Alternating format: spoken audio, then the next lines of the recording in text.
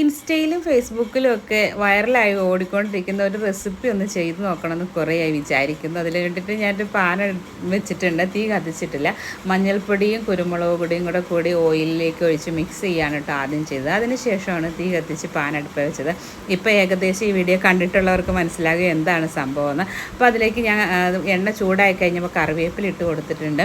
അപ്പോൾ ഫ്രഷ് ആയിട്ടുള്ള കറിവേപ്പില ഇല്ലായിരുന്നു കേട്ടോ, അപ്പോൾ ഫ്രഷ് കറിവേപ്പില യൂസ് ചെയ്യുകയാണ് ഏറ്റവും നല്ലത്. പിന്നെ ഞാനിതിനകത്ത് കുറച്ച് ഒരു 10-20ഓളം ചെറിയ ഉള്ളി ചതച്ചതാണ് ഇട്ട് കൊടുത്തേക്കുന്നത്. ചെറിയ ഉള്ളിയാണ് കേട്ടോ നല്ലത്. അപ്പോൾ തന്നെ ഇഞ്ചിയും വെളുത്തുള്ളി ഇടിച്ചും കൂടി ഇട്ടിട്ടുണ്ട്.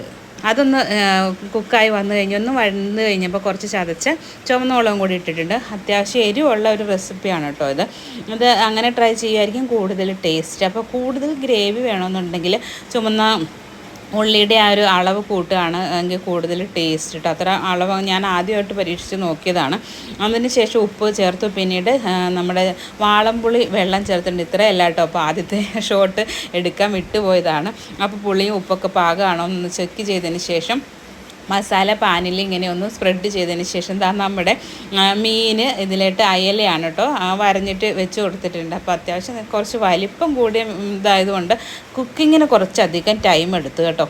കുറച്ച് വലിപ്പം കുറഞ്ഞിട്ടുള്ള അയലയായിരിക്കും കുറച്ചുകൂടെ ടേസ്റ്റ് എന്ന് എനിക്ക് തോന്നുന്നു. അല്ലെങ്കിൽ ചാളയൊക്കെ ആണെങ്കിൽ കുറച്ചുകൂടെ ടേസ്റ്റ് ഉണ്ടാകും. ഇതിങ്ങനെ ചെയ്യുമ്പോൾ കുറച്ചധികം കുക്കിംഗ് ടൈം എടുക്കും കേട്ടോ. പെട്ടെന്ന് അങ്ങ് നമ്മൾ ഫ്രൈ ചെയ്തെടുക്കുന്ന പോലെ എടുക്കാൻ പറ്റിയില്ല എനിക്ക്. അപ്പോൾ കുറച്ചധികം ടൈം എടുത്തു.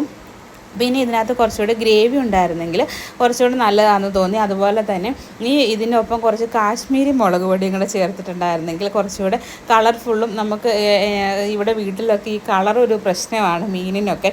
അപ്പോൾ ചുമന്നിരിക്കണം. അതാണ് ഞാൻ മിക്കവാറും കറികളൊക്കെ ഉണ്ടാക്കുന്ന മുളകിട്ട മീൻ കറിയാണെന്ന് മിക്കവാറും വീഡിയോസിലൊക്കെ പറഞ്ഞിട്ടുണ്ട്.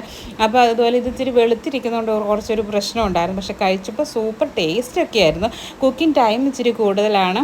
ഈ കളറിൻ്റെ ഒക്കെ പ്രശ്നമുള്ള ആളുകളാണ് കുറച്ച് കാശ്മീരി മുളക് പൊടിയും കൂടെ ചേർക്കുകയാണെങ്കിൽ നല്ല അടിപൊളിയാണ്.